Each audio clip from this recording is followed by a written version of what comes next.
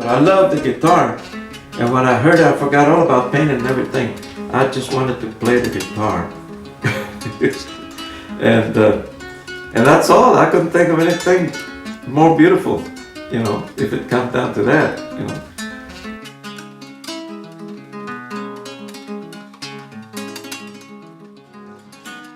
He became the first Mexican American to play rock and roll in Central Texas. And he is also considered the father of Tejano. In the 50s, I was playing rock and roll, we'd kick off with wine, wine, wine. Everybody likes wine, wine, and rock around the clock, honky tonk. So, playing all those Anglo, it was new, and I was younger, and the crowds were young. So I had a ball playing the tutti frutti, whatever, But in the 61, 62, 63, well, the Spanish market started producing records, and I went. I recorded all Spanish, and they were all hits. Probably I was the only one recording it.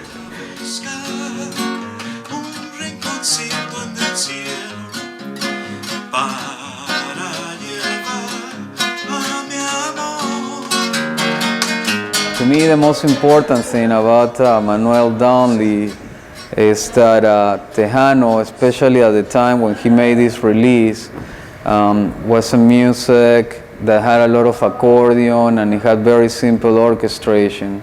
What I did, and to this day, a lot of people still play my arrangement, I copy the classic from Mexico into an orchestra sound, tenor, alto, trumpet, and the electric rhythm section. So it didn't sound Mexican anymore. And that's what I call the Tejano sound, see? In this way that he would arrange the songs at the time, is a very complex art of harmonization that is pretty much being lost throughout the years. It's just not something very common sonically these days, even in big orchestras. He was making these complex harmonies on fifths and thirds, and that's not used anymore. I did it before they did, and it was an experience because it hadn't been done before by you, just playing orchestra, making. And I got the nickname Cowboy because I was still with the guitar, standing up, singing, and an orchestra behind. That nickname came up from him standing in front of the band with the guitar in hand, which was not very common back then. Normally a guitar player in an orchestra or in a big band would be sitting down. So I was doing a lot of the old country songs with saxophone background and trumpet, and that was a new sound, So the promoter, Dale Martinez, he said me, "Come on, Cowboy, come bring your guitar." So it stuck, Cowboy Donley. I met the music of Cowboy Donley, so to speak, on a jukebox on the east side at a restaurant called Hernandez Cafe, which is no longer there. Now that's Mr. Leon's restaurant. That's where I was for 35 years. 35 years. We'd come there 2, 3 o'clock and drink beer, coffee mug full of beer. Yeah, Austin was a small town. Well, it wasn't a big town, nothing like it's today. And really all we had was 6th Street, from Brazos all the way down here, east. And this street here used to be real wide. It was called East Avenue. Yeah, it used to be called Wide Street in Spanish, Calle Ancha. And then the I-35 came by and took care of everything, tore up everything. Right there was the La Fuentes, what was it called? La Fuentes, I think it was called La Fuentes. They had a little table there, they would sell records. Oh, okay, they would go to San Antonio and bring some records, and that's the only records for Spanish, You don't have no Spanish record shop. So this is the 400 block right here. Oh, okay. Right. This where all the black people used to hang around, and we used to mix up with them. After hours, you come here anytime, 3, 4, 5 in the morning, buy whiskey, buy whatever you wanted, play pool all night.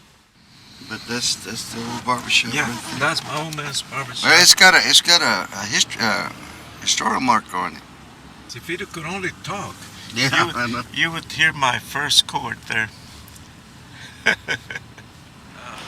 My daddy he did violin, but you know, you can't make a living. Those days you could make a living playing, you know, because they're once a week, twice a week.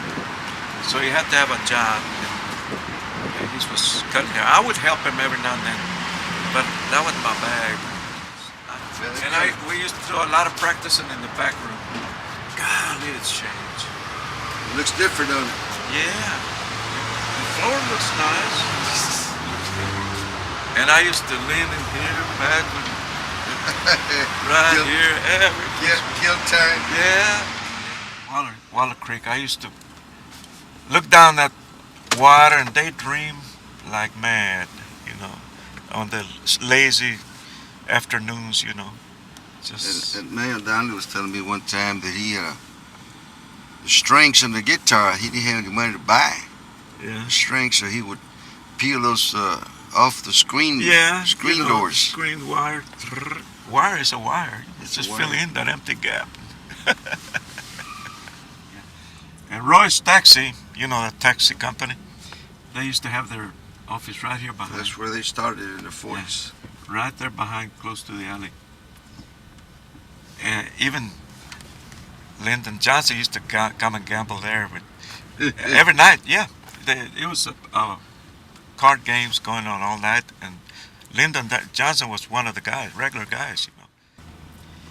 Now Rio Rita's been there for well over a half century.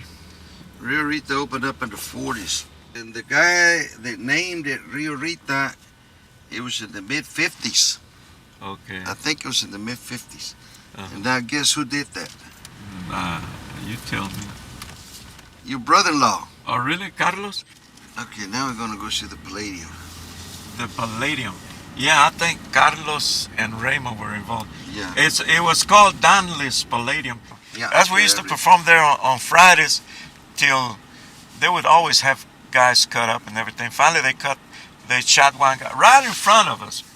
Now, I want to show y'all the oldest bar. In East Austin? Yeah. Or pretty much Austin. Pretty much Austin. Yeah. I don't know of any other bar that's older than this one. Okay. I know which one you're going. Yeah. Okay, now you're coming to the popular Scoot In. The Scooty. The Scoot In. Places come and places go, and time changes. Scooting's still here. So if you have the addresses, or more or less an idea as to where we went, you pretty much have the complete layout of the old Austin. I refuse to move. I grew up right here on 17th and Leona. It's not too far from here. So I'm at home and I'm still here. And did everything I wanted to do. And I hope somebody somewhere liked it. Yeah, I think they did. Like in the early 60s, I recorded Flor del Rio. And at that time, kids were being born, little girls, they would name them Flor del Rio for that, on account of that song. And the guys would tell me, you know, I want you to meet my little girls, your name is Flor. He's very much beloved in his community, and to the point that I am a vinyl album collector. I used to go and visit the east side, the garage sales and thrift stores, looking for unique type of records, and you start asking them, you know, hey, do you have any Manuel Donley stuff? And they say yes, and say you won't sell it, and they won't sell it. They won't part ways with those LPs, and it's funky because you know, when I tell them, where are you selling all these records, and they say, well, we don't have a turntable anymore, the kids listen to CDs or whatever, but they still won't sell you the original Manuel Donleys, you know, even if they don't have a way to listen to them anymore. I think that you have to put his music and his act within a context, and the context is basically that he's a living treasure.